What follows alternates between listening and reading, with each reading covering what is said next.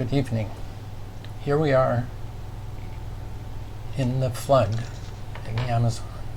This is an entirely different time from being anywhere else in the Amazon. And I hope I can show you that. We arrived at the Tropical Executive Hotel in Manos after 27 hours flying from Vancouver. First to Toronto, then an overnight flight to Sao Paulo, and then a flight back north, about 3 hours, to Manos on the Amazon River. We were at the Tropical Executive Hotel on the side of the Rio Negro, and the Rio Negro was in full flood. To give you some idea of this, on the far right is a picture of the adjacent hotel property, and the little house that you see on the water is actually a guardhouse that's on the dock that is normally accessible. On the left side, the top left, is a picture of the Rio Negro and the city of Manos from the air, and the lower left is the Amazon River itself as we flew over it. Full flood means the city streets in some areas are flooded. Boardwalks are built up to allow access to shops, and some commerce is actually carried out from boats or vessels that are in the water. This is a historical picture showing water levels in 2009, 12, and 15, and I estimated where it would be in the year 2021, and the year 2022, which was the year that we did it, this year in June, the water level would have been just about the top of the boat, so below the 2021 high, but higher than any of the previous water levels. Not all of Manos is wet. Much of Manos is higher elevation or raised land, and so this is a group of doing some birding along the roads. We boarded morning and afternoon in the area around the hotel that we were in. And on the left, you'll see this fenced-in property. Quite a common thing in Brazil, because if you fence in your property and protect it and declare it as an environmental wildlife protected zone, you apparently get some benefits on your taxation. These are some of the wildlife that we saw on our morning and afternoon trips, and I'll just give you a smattering of them. On the upper left is a golden spangled piculet. It's the smallest of the woodpecker family, only about 3 to 4 inches long. Just to the right of it is the crimson crested woodpecker, which is the largest, and it's about the size of our pileated woodpecker. In the middle was our real target for this point, and that was the pied bare-faced tamarin. There was also a titi monkey we were looking for, got a fleeting glimpse of, but obviously no photos. On the right are a couple of toucans, white-throated and channel-billed. These are common birds to see in the tropical Amazon area, sitting high atop trees and calling at the end of the day, also other times in the day. Lower left, striated heron, and going to the right, the golden-bellied Euphonia, and a sloth. And I'm showing you one sloth, but we actually saw 3 different species. We saw the pale-throated, the brown-throated, both 3-toed sloths, as well as the 2-toed sloth.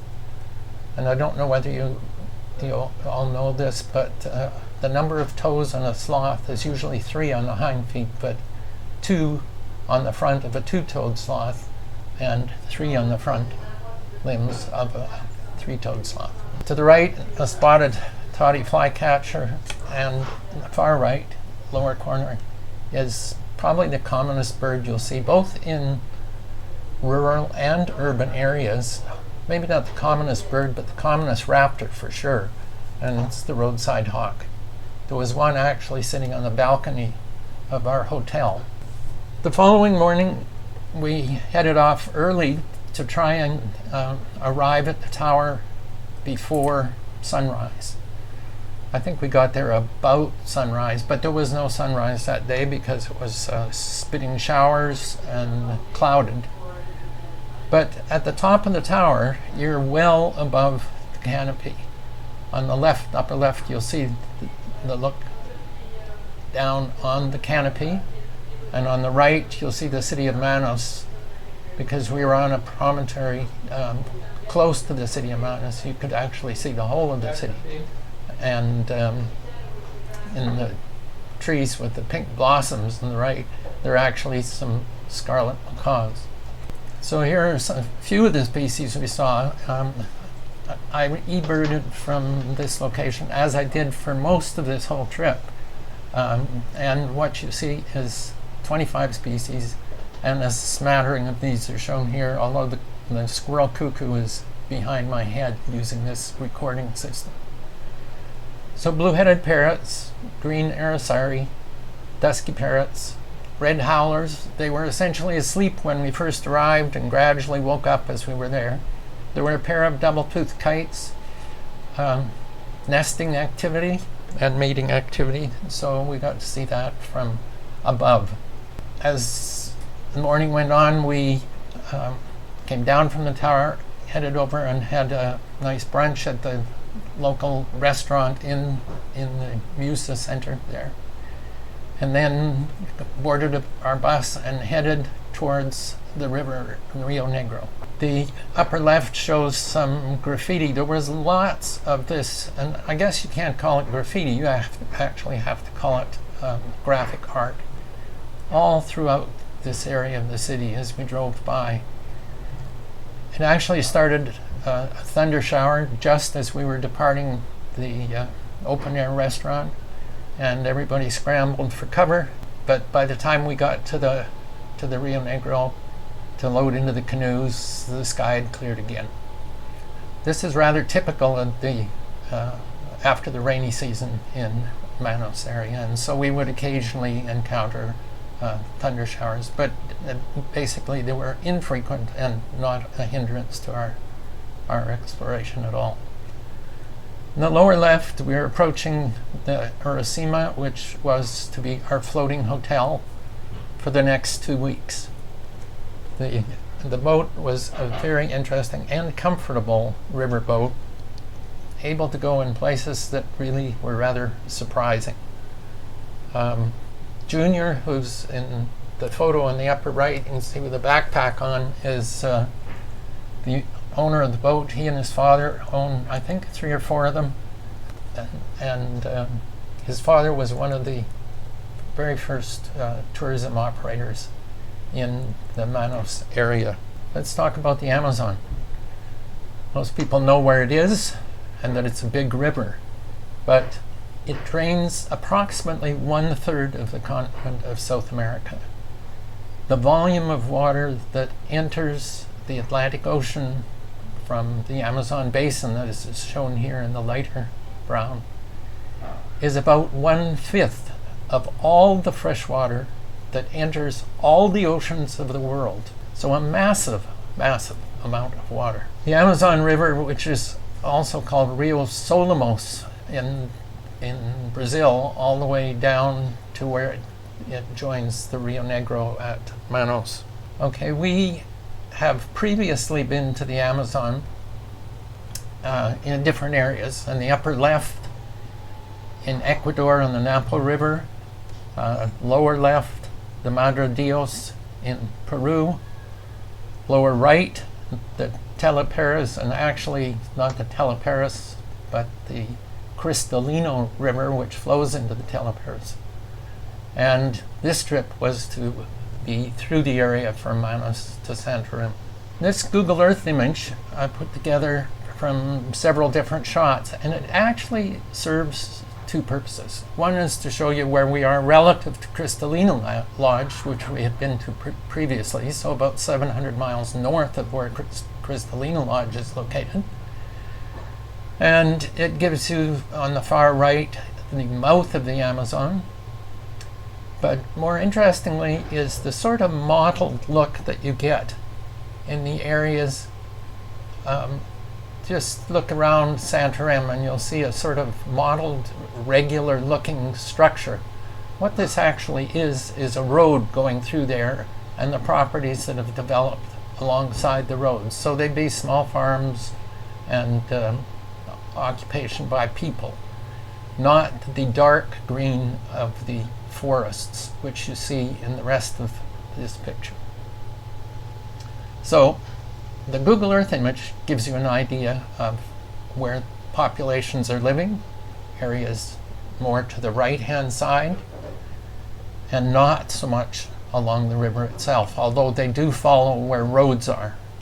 In talking about the Amazon, you can't ignore the fact that there are two different types of rivers in the Amazon basin. And in fact, many different parts of the world, you'll find two types of rivers, but here it's really important, and it's where black water and white water are both seen. The white water is much more mineral rich, nutrient rich, sedimented type of water.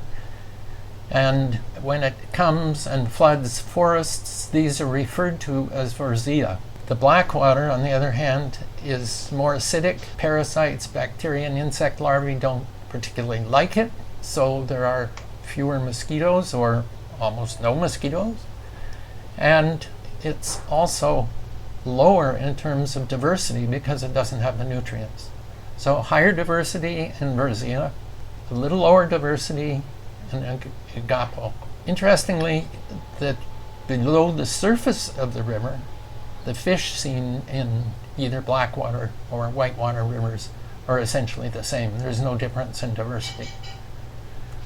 But the higher diversity is evident both in the types of plants and also the animals and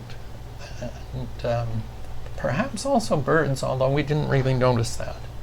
This is again constructed from the Google Earth images, and so you can see the faint yellow lines, which are roads and population growth. But I've colored all the rivers in the area that we were traveling in. So the Solomillos River, which becomes the Amazon River at Manaus, where it joins the Rio Negro, and that's referred to as the meeting of the waters. And I may have a picture to show you that. The black, I did the Amazon River running through the middle, but I want to draw your attention to this faint black line that runs parallel to the Amazon River and connects many of the rivers that we explored. We in fact traveled this backwater route rather than main Amazon stem, and that's perhaps for several reasons. One, you don't have the main flow of the river. You have some flow of the water in these areas, but you're very close to the edge on both banks. Lots of opportunity to see wildlife, and the Iracema was a fabulous wildlife observation platform. So if we look at Manaus and the river, 2021 was the highest recorded level of the Amazon River since 1902. So that's about 119 years. In 2022, the river was just slightly lower, about 8 inches, I would say, below what it was in 2021.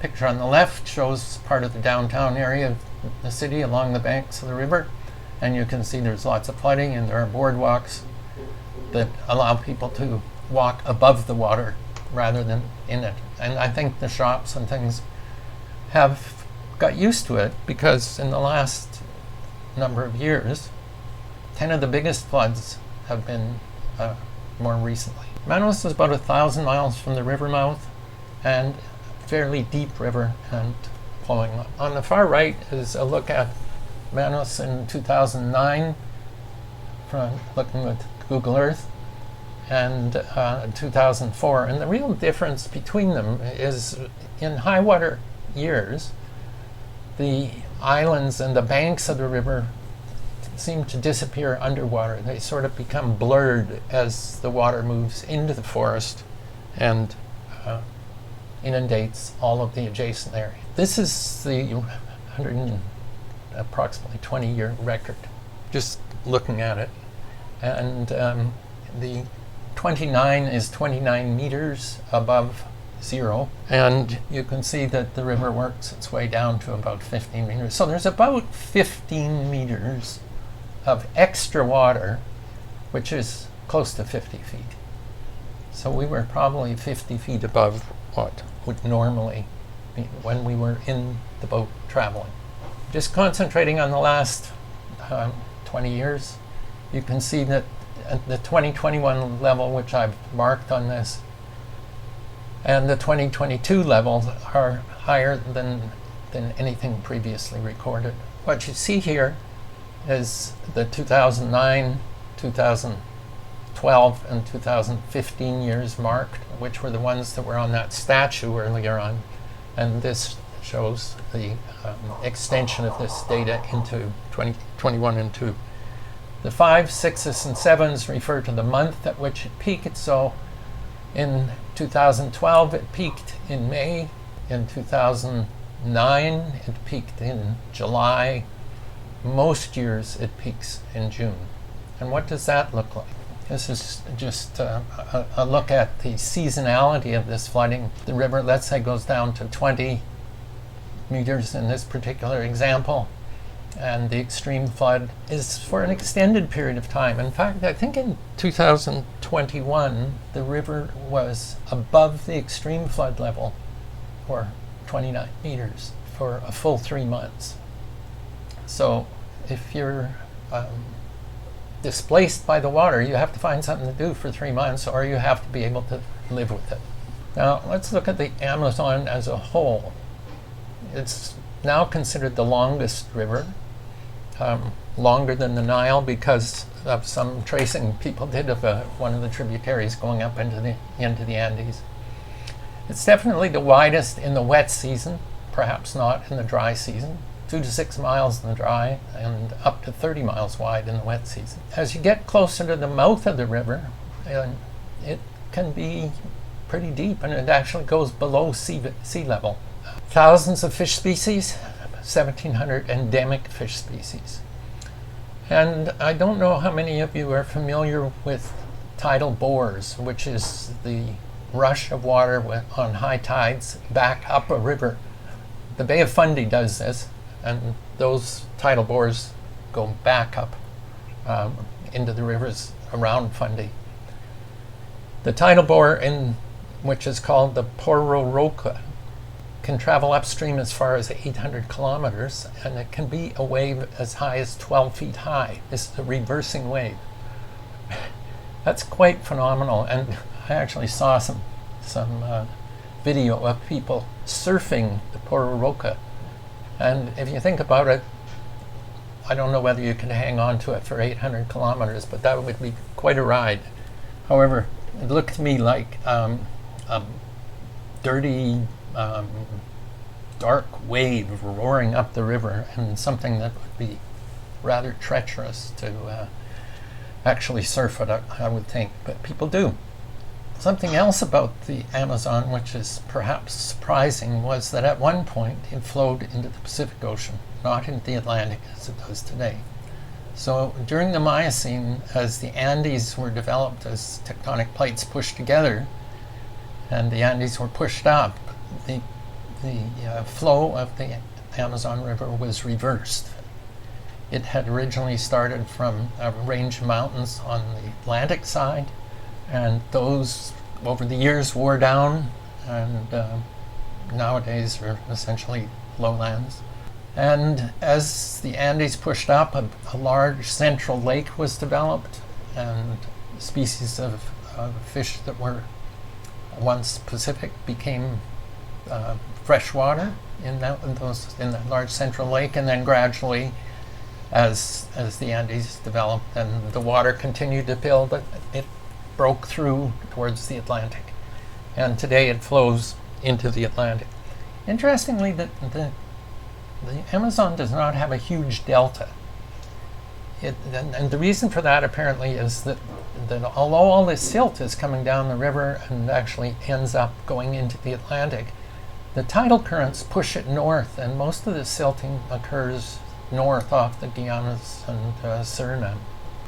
There is one bridge that spans a portion of this area. Otherwise, it's ferries across the Amazon, and that's the bridge at Manos, the Rio Negro bridge.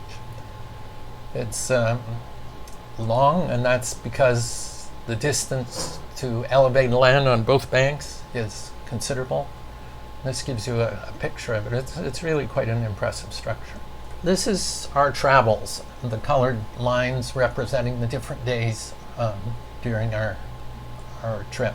I'm going to start in the upper left. June 4th and 5th are early days, and give you an idea, and we will delve into various areas, working our way further to the east and eventually ending up in Santarem. So we headed out under the bridge upriver to the Ario area. And this area is really, it was developed initially because of some exploration that Jacques Cousteau had done in the Calypso, I guess. And Brazilian businessmen developed a large hotel. It was a luxury hotel called the Ario Towers, built in 1987. And it survived through to 2016, but was sold, I think, for about $1 million after being listed for over $8 million, and no takers. It had fallen somewhat into disrepair, but it was in the Ario area. We went there, however, because the main purpose of this trip was to identify as many different primate species as we could in the period of the 2 weeks. And the species that we were looking for was called the golden-backed uakari. Something I'd never heard of. It's a monkey. On the far right is a picture of a uakari monkey. But if I draw your attention to the upper left, you can see the area that we traveled in. When we arrived first from Manos, we tied to a treetop, which turns out to be the way that we stopped every night during this trip. And all around us were just the tops of trees, but we were stably secured to this. And right after we anchored, the main reason was to look for these uakari monkeys. Off in the distance, we could see some dark dots moving through the trees, and sure enough, turned out they were uakari, and we slipped our mooring and took the boat down to where the uakari were, and we were able to get some pictures of them. Here we can see a golden-backed uakari jumping. I want to also go back to this pied bare-faced tamarin, which I mentioned earlier that we saw in Manos, and draw your attention to the distribution map for different species in the center here.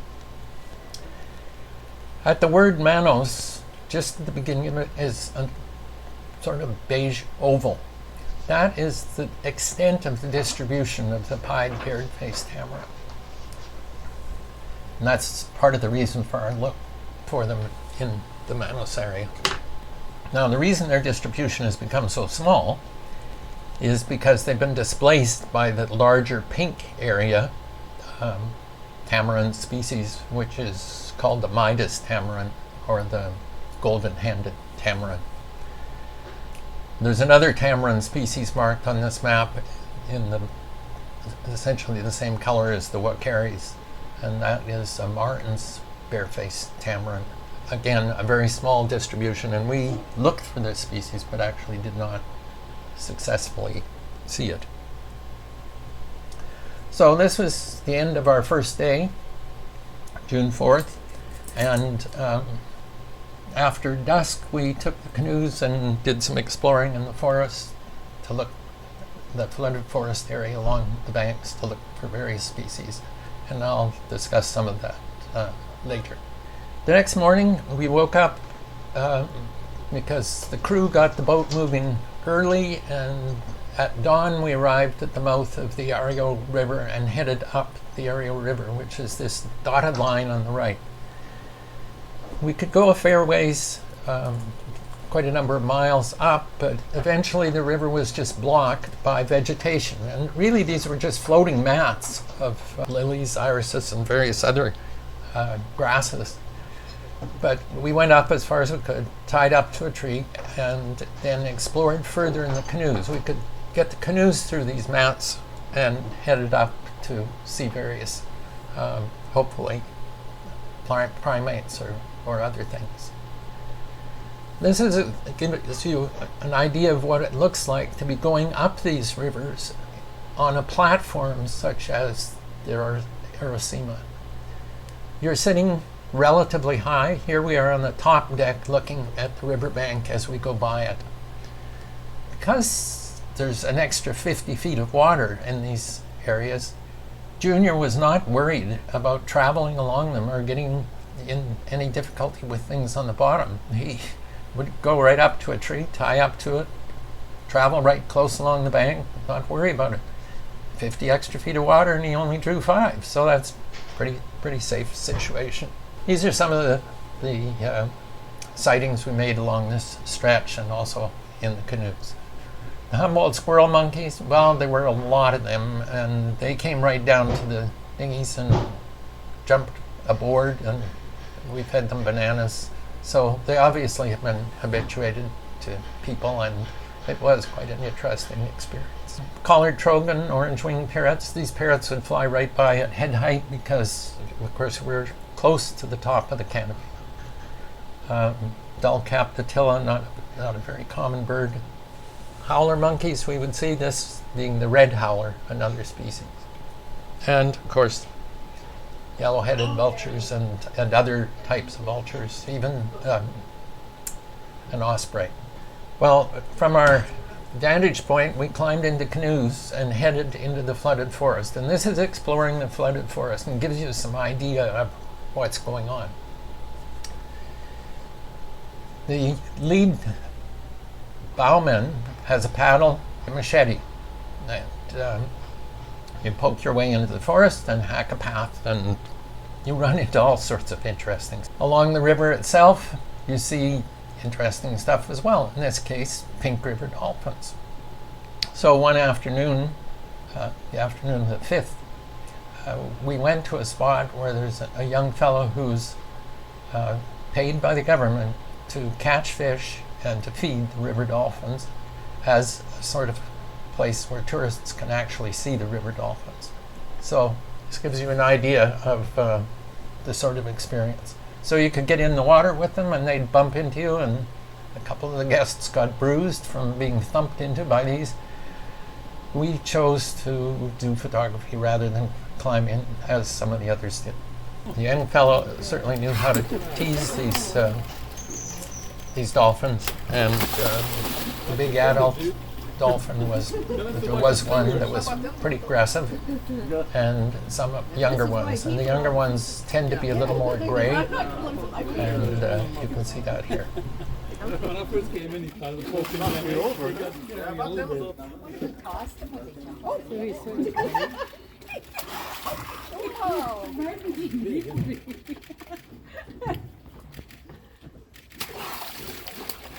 He makes him work for it. I was going to grab this pen and gone for a ride. Leaving the Arroyo River at dusk and heading to the Solomos. We also stopped in Manos, and Junior got his cell phone fixed, and they picked up some extra near beer and various other supplies as they went by. Anyway, they took advantage of passing the city. Did an early morning exploration. Now, part of the reason for the early morning exploration is that it is the early mornings when the primates are most active as the day starts, and they're most vocal. And it's the vocalizations of the primates that actually bring us the opportunity to find them. The titi monkeys are quite vocal in the morning, and they stand on these branches facing each other, making this incredible racket. It's almost like throat singers trying to make the other one laugh. Anyway, this is TT Monkeys. This is just a look as we work our way through. And I would be amiss if I didn't mention that things occasionally appear in the canoe, and this was green iguana who dropped into one of the guests' laps. Real surprise, but a photo opportunity. Other animals or insects or what also hit the canoes. We didn't always see them until later, but this was obviously a delight. On the left is a poison dart frog in a drinking glass up in the galley, and the reason, or in the dining room, the reason he's there is because one of the boatmen found him in the boat, and so obviously it dropped into the boat as we were traveling through the forest. And on the right is a praying mantis. And just to give you some idea of the size of the praying mantis, this is on one of the guests' arms. We kept him in the dining room for, I think, a day before we returned him back to the forest. So our mornings would start early, and they usually started with fresh made donut holes, like Timbits, dusted with cinnamon and sugar. And then coffee and tea and juice and whatnot, and we'd head off, do some exploring, come back, be served a nice breakfast, lots of fresh fruit and eggs and sausages and various things, and then head off for another outing, usually, or we might travel, and back for lunch, and then a nap, a siesta, late afternoon excursion, or we'd be exploring in a big boat, going up a river or through some area. And they always turned out great meals. And one thing I'd like to point out is that this is the galley that they turned all the meals out from. 4 propane burners, 1 small oven, a couple of pressure cookers, and 2 gals, and they did an amazing job. So this was a lunchtime spread in this particular case. I guess it's spaghetti and meatballs and salads at the far end. On the table, or on the buffet every time, was a bowl of farina, which I show on the right, and I'll come back and mention that. It's a staple of many Central American countries and South American countries that is made from manioc. So here's an overall look at the route that we take again, and I'm going to concentrate down on these 4 days, I guess. Here we approach the village of Sao Jose. Remember that there's 50 extra feet of water here.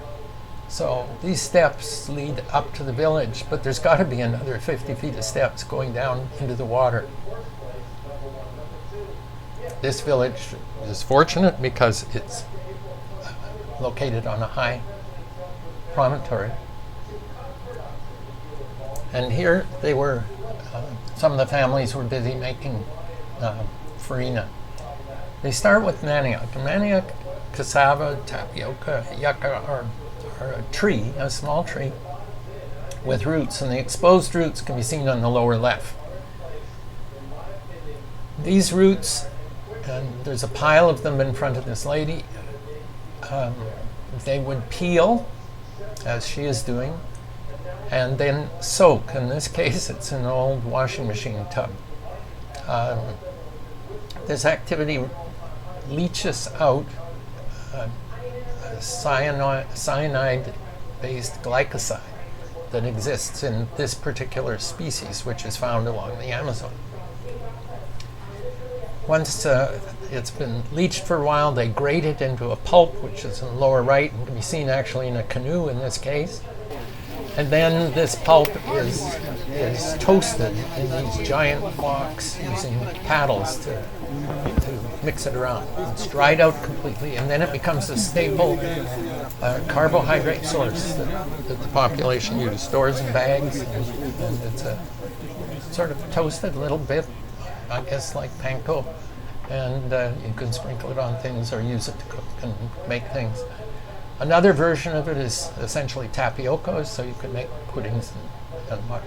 We took advantage of the children in this particular village by hiring them to do some exploring for us to try and find a couple of species of monkeys that are around the village, and they were pretty good. They scattered, and this fellow looked after them, keeping them organized, and they would come and tell us where we were. We had two-way radios, so the three guides each had a radio and could keep in communication.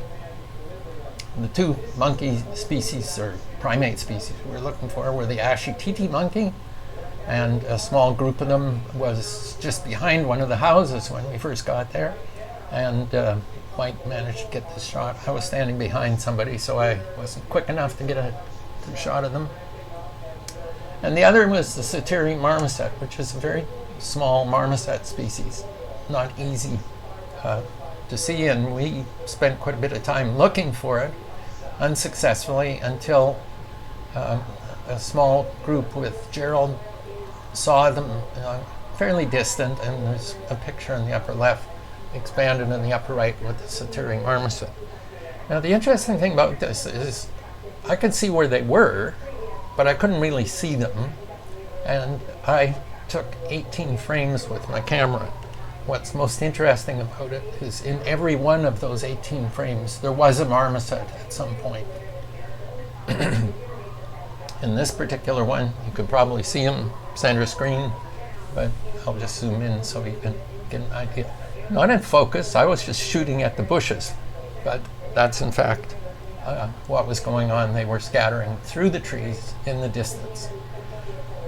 With the spotting scope, some people were able to catch a look at them, but they were on the move. Lots of other birds, and the black howler monkey, which is fairly common in this area, parakeets, little woodpecker, which is another small woodpecker, but not as small as a piculate, silver-beaked tanager, which is seen in quite a number of areas in South America, and black dunbird, and iguanas, large iguanas. This particular one, probably 6 or 7 feet long. They're common along the riverbanks, sitting up in the trees, just sunning themselves. And occasionally they'll just plop down into the water because they're quite comfortable in the water. I'm going to spend a little bit and talk about this little handheld device shown here. And in this case, Diogo's scanning with it along a riverbank as we travel. So we're heading up this river and using this device, and that is a thermal imager. Gerald had just purchased this quite recently, and this was really its first trip. What it is a thermal imaging device that picks up the heat signature from warm-blooded animals, or even cold-blooded animals that have retained some heat at the end of the day. So it'll find things like monkeys, obviously, but sloths, bats, birds, and various other things. And scanning along the riverbank, you never know what you're going to see. So it's a very small device, about maybe $2,000 US, a little less than that. When about 5:30 one afternoon, we were going along the banks, I think the Parawari River, and Gerald said, "Whoa, stop." He had seen something with the scope that looked like a cluster of dots, and he didn't know what it was. And we maneuvered the air seaman to get close and to line up so that we could actually see into the vegetation. And what you see in the upper right is where it is. But this is more what we were looking at, is looking in a tangle of branches and things. And can you see in here that there is something? Well, the heat signature was bright white dots. And when you zeroed in on what those bright white dots were, this is what you saw. It was Mao's marmosets, which we had been looking for and not seen. They're quite rare, and very little is known about their life and behavior. And here's a cluster of 8 of them in this notch in the tree at about 5:30, just as we're approaching dusk. So one could speculate that they, in fact, cluster overnight, either for security against predation or for warmth. Hard to know, but this observation is quite interesting from that perspective. The other thing is it looks like many of them are looking right at us. And maybe they are, but one gets that feeling. I want to talk about 2 other interesting things, and these again are stories that go with the thermal imager.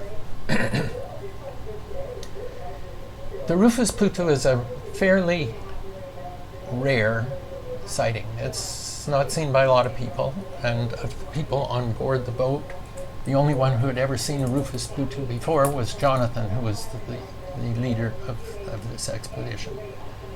Gerald, who's got a list of thousands of species in South America, had never seen one.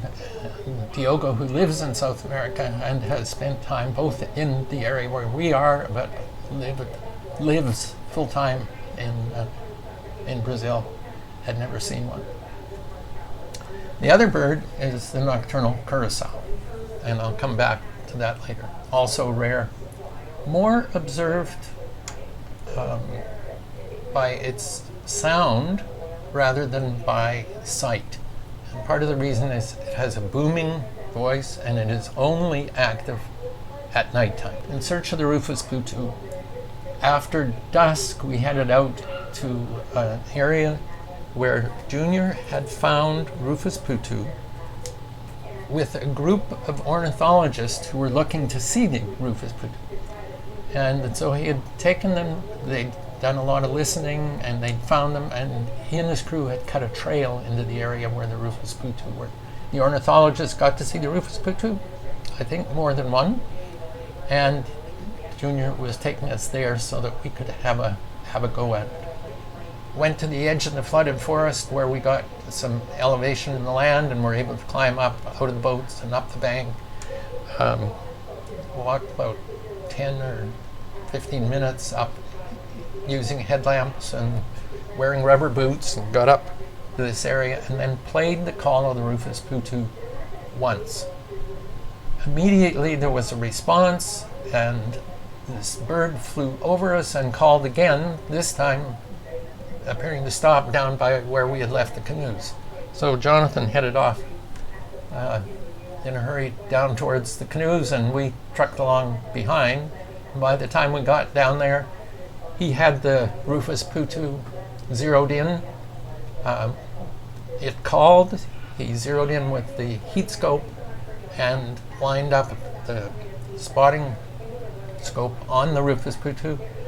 And then we all got a look at it, and then we moved a little closer to it, and everybody got lined up with their cameras, and then Jonathan said, okay, I'm going to shine the spotlight. He shone the spotlight, and a bunch of shutters clicked, and that's the picture that I got. So there were Rufus putu in the area, and probably more than one, but we got to see one. And it is considered a pretty rare sighting. So for both Diogo and Gerald, this was a lifetime observation. For Jonathan, it was just another one to his collection. On our way out, after we got in the canoes and out of the forest, there was something on a post, just a stick sticking in the area, and this is a picture I took of this. And it turned out it's a white-winged putu. Again, a very rare putu, but we didn't expect to see it in that area. But this is the distribution map for the white-winged putu, and the area where we were is down probably in the central Amazon area here. So it's been observed in this area before. But there are actually fewer observations of it than there were of the Rufus putu. That was a lifer for both Gerald and Diogo, but not again for Jonathan. So the other bird that we were going to look for was the nocturnal curassow. And this is this same evening. We saw the Maoist marmosets, and then we saw the Rufous putu. And about 9 o'clock, we were back at the boat, and Jonathan said, okay, at 2 a.m., we're getting up, and that we're getting up means Jonathan, Diogo, and Gerald. And they're going to play the call of the nocturnal curassow and see whether they can hear a nocturnal curassow. So I got up along with a couple of other guests. Not everybody got up, and they played the call of the nocturnal curassow, and we heard a couple of different owls, but no nocturnal curassow. So I decided that, well, maybe it wasn't going to happen, and Jonathan, he perseveres. He said, okay, we're going to take a couple of the canoes and we're going to go along the riverbank for a couple of miles and we'll play the song again and see what we get. Well, a couple of guests went with him. I decided I'd go back to bed. It wasn't too long after, maybe 4 a.m., there was a tap on the door, and it was Diogo saying, we found the nocturnal curassow.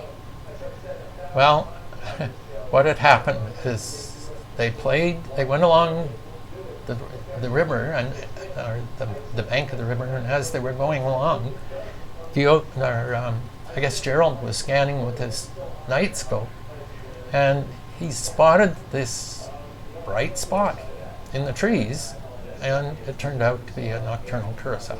Never made a sound, just stood in the trees. And so here's a picture of a nocturnal curassow. Now, how we actually got this picture, or how I got this picture, was they left one canoe in the area where the nocturnal curassow had been found with the heat scope, and the other one went back to the main boat. They woke up the crew fired up the Iracema, and as it was traveling along the couple of miles to where the other boat was, the guests were all told what was happening, so people got up, and we were all on the top deck as they nudged the boat into the bank, and you could see with the spotlight, and this bird did not move even with the spotlight. So again, we were able to get some pictures of the nocturnal curassow. This time, it was a new bird for Jonathan. Now, you have to appreciate that for many years before the pandemic, Jonathan made a concerted effort to add 100 new birds to his life list.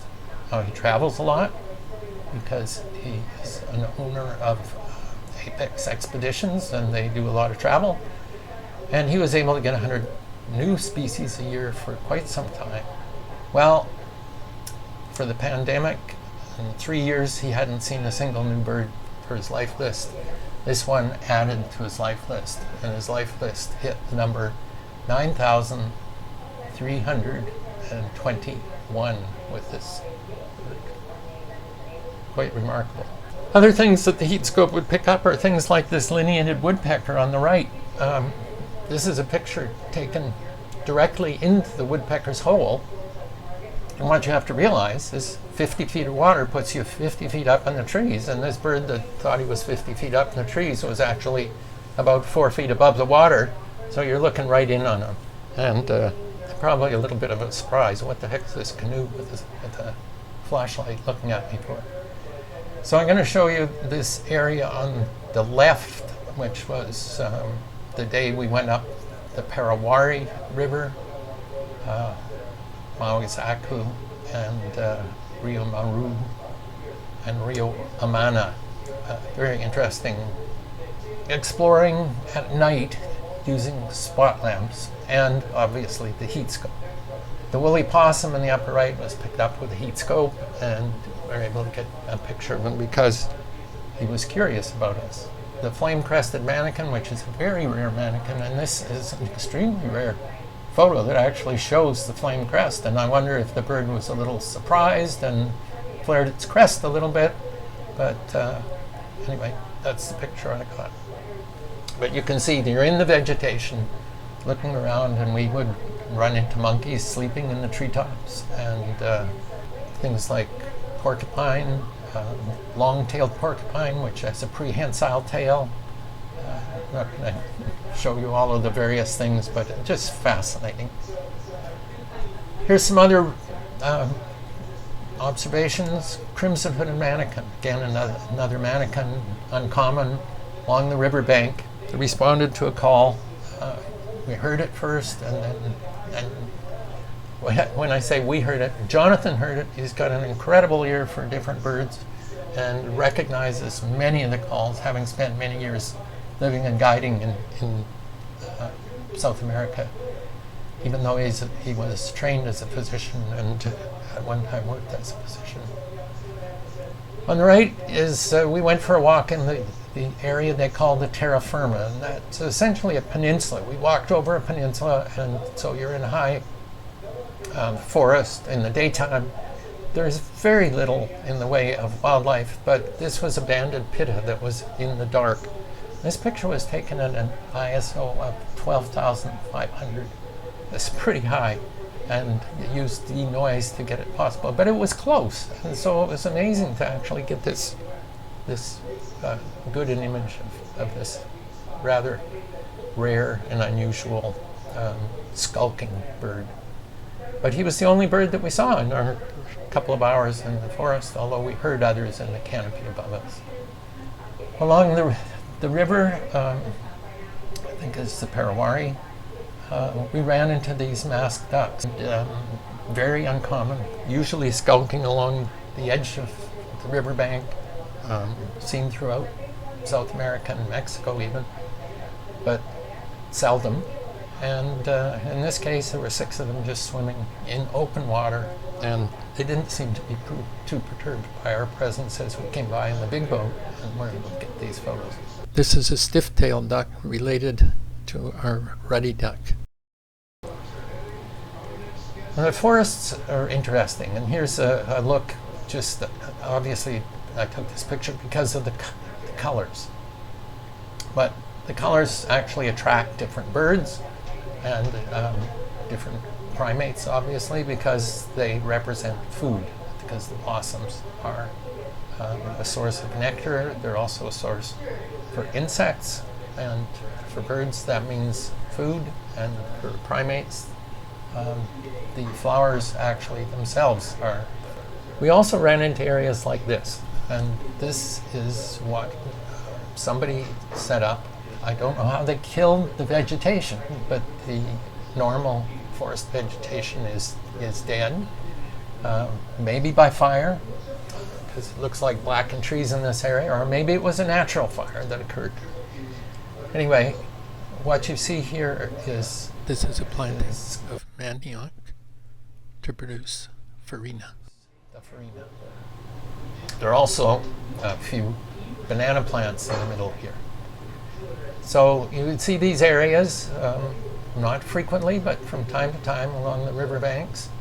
And usually when you saw those, you would see in the area somebody like this. And these are the locals who have squatted in these forest patches and are growing their staple carbohydrate source. In these river areas up the Yamana, we ran into the bald parrot, which is a very rare parrot, seldom photographed, I understand, but in this case, caught flying, and golden parakeets. Now they're considered somewhat endangered. Part of the reason is because they were popular for the pet bird trade, even though they make a very poor pet and very difficult to maintain as a pet. But we ran into a considerable number of them, a large flock in fact. They're quite vocal, and I was actually able to record some of these golden parakeets. Sometimes we would pass villages in the night, sometimes the daytime. We only stopped in one particular village. I mentioned that. This Boa Vista dos Ramos, we went by at night, and it was the next morning that several of the guests who had left their phones on realized we went through an area with cellular reception, because they got notices that the airports in Europe were closed or open, or some sort of activity based on where their cell phone news was coming from. Here's a shot taken in Laos, which is the city near where the Maoist marmosets were. And in this particular image, the vendors selling in this area actually came from a store that was flooded out. The store moved up the street, put up these canopies, and the store was operating on the streets during the flood. And they said, well, in a few weeks the water will go down and we'll be able to move back into our store. So this city or town had, again, raised boardwalks like this, and we wandered through the town and actually added fresh fish to the supplies, picked up a few things in the stores. You can see a lot of trash in the water, and I guess that's a problem in cities everywhere.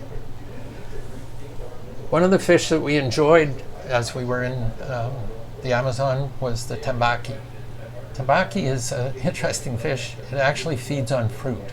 And during the flood, when the forests are flooded, these are the Varzea, the white water flooded forests. They move into the forests and they feed on the fruit. Now they may be under a troop of monkeys that are feeding on the fruit and dropping food, or in this case on the right, there's a picture of one of them jumping out of the water and grabbing low-hanging fruit. The tambaqui on the left, I'm sure, didn't jump out of the water to grab low-hanging fruit. It's about 30 kilograms. Rather massive, and the guy who had this fish and had it for sale did not want people taking pictures of it. I was a long way away and used a long lens, so this is a sneaky picture of a fish that he wanted to charge just to take a picture of it. We ate a lot of fish on the trip, and it was all excellent. Everything from arapaima to tambaqui and others. We also ran into areas of lily pads, such as this. And these are the Victoria Amazonica lily, which are huge lily pads. In this particular picture, there's an apple snail sitting on one of them. These are a very large snail. And the specialist in eating these is the snail kite with its long hooked bill. Okay, so here we are, and come up to the lily pads in this area that I mentioned. So we're back on the actual Amazon River in this case, and we're going up to this area called the Trombetas River, and we're going up there to explore. And what you can see in the Trombetas River, right at the beginning of the Trombetas River, is there's a lot of what I call development, because this is the brown area, not solid green. That means there's habitation. And one thing we ran into was barges coming down the river carrying logs. So obviously there's still logging going on in the Trombetas area. We didn't see them on all rivers, but we did see this activity. And on the Rio Trombetas, I'll just draw your attention to the upper left first. Here's where the Trombetas enters the Amazon. Now the Trombetas is obviously a black river entering the Amazon, a white river. We went up a short distance, and this blue dot is actually my eBird track for the hike that we did, which is shown in the middle. And the lower picture gives you an idea of the hike. We started at the solid white dot, headed up, and then backtracked. And the reason we backtracked was these areas that are brown are where people are growing manioc, and at one of the manioc plantations we talked to the locals. The reason we were able to talk to the locals is Diogo is Brazilian, and so he was our communication with the locals. Anyway, they said that, well, when they had arrived that morning, and they arrived at the white dot because their canoes were the same place where we left ours, they had seen them in the primates that we were looking for, the Martin's paraphrase, tamarin, down where they had left their canoes. So what we did is we split up. Having the walkie-talkie radios allowed the guides to communicate, and we were essentially three groups, or two large groups, and one of the guides and one of the guests headed off down towards where the canoes were to have a look there. And about where the blue arrow is, they ran into the Martin's bare-faced tamarin and were able to set up a spotting scope on them. And by the time the very first of the guests got there, there was still a Martin's bare-faced tamarin. So one of the guides and two of the guests saw Martin's bare-faced tamarin. The rest of us, not so lucky. We waited in the trees for a while, looking, no luck, and then we heard this really, really strange sound. And it's variously described as the strangest jungle sound, and it's the call of this bird at a lick. Some people say it sounds like a chainsaw, or a cow, or something else. And the bird is the capuchin bird. And here we are in the forest looking up at displaying capuchin birds. And there were actually 3 of them in this particular area. So they're calling and displaying. These orange puffs on this particular bird were not even in some of the bird books that we looked at on the capuchin bird. And capuchin bird is one word. A weird bird, but it was our reward for this particular hike in the hot, humid Amazon forest. From there we headed further west up the Pekaru River, and looking in this particular case for the cock of the rock, which is a very interesting looking bird and probably one of the things I really wanted to see on this particular trip. It was the bird that was on the cover of the guide, but not so lucky. Here are some silvery marmosets, the last of the marmosets that we saw, and Doreen and I were on a trail, just happened to see these guys very close, and probably be the cover of Noreen's book. So we saw 5 different marmoset species out of the 22 that are known. These are the ones that we actually were able to get photos of. Marmosets are found only in the Amazon basin, and they have claws on their fingers that allow them to climb trees, and have special dentition that allows them to groove bark to cause the trees to leak sap, and they are actually feeding on the sap by licking it. Very interesting primate. We saw a total of 30 species. It was marked 31, but since we got back, it became clear that the hairy Saki monkey was actually probably just another bald-faced Saki, Gray's bald-faced Saki. So 5 capuchin, and you can see the list on the right, for a total of 30 species. So we beat the 2018 expedition by 2 species total, but we didn't all see exactly the same species as they had seen in 2018.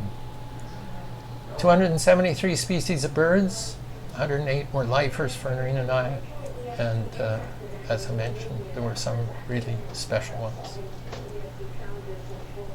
One of the last trips we did was down the Canal du Jari as we were getting near the end, and I bring your attention to this because it's a really interesting place.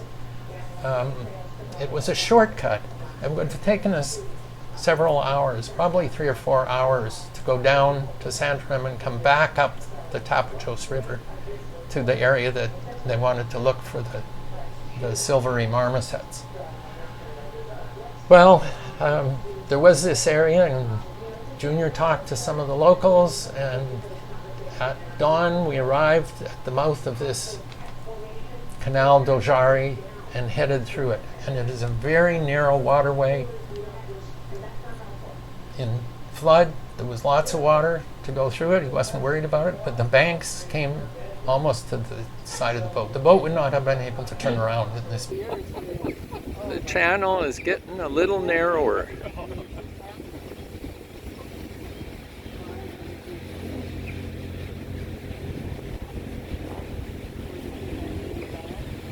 Some water hyacinth in the channel at various points.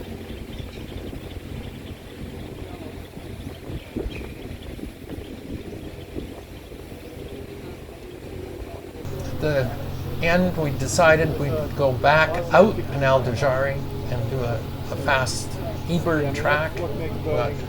Probably well over 60 species in run through that. And some very interesting sightings repeating this track. Dolphin in the front there. Okay, I declare the Canal de Jarry roaring success. We will be doing it again next year.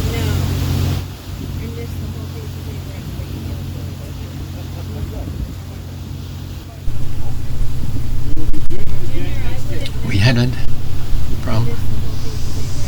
headed from the Canal du Jarry out into the Amazon and then on to Santarém.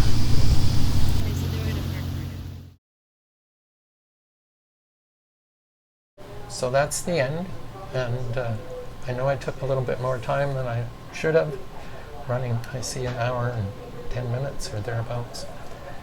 And I'll leave you at the dock in Santarém, where we boarded a bus, headed for the airport, and caught a flight to Brasilia, and from Brasilia further south to Sao Paulo, and then back Toronto and Vancouver. An absolutely fabulous trip from beginning to end. And should you ever have an opportunity, do visit the Amazon in flood. There are essentially no mosquitoes because they all get washed out, and you'll have a rather fascinating time.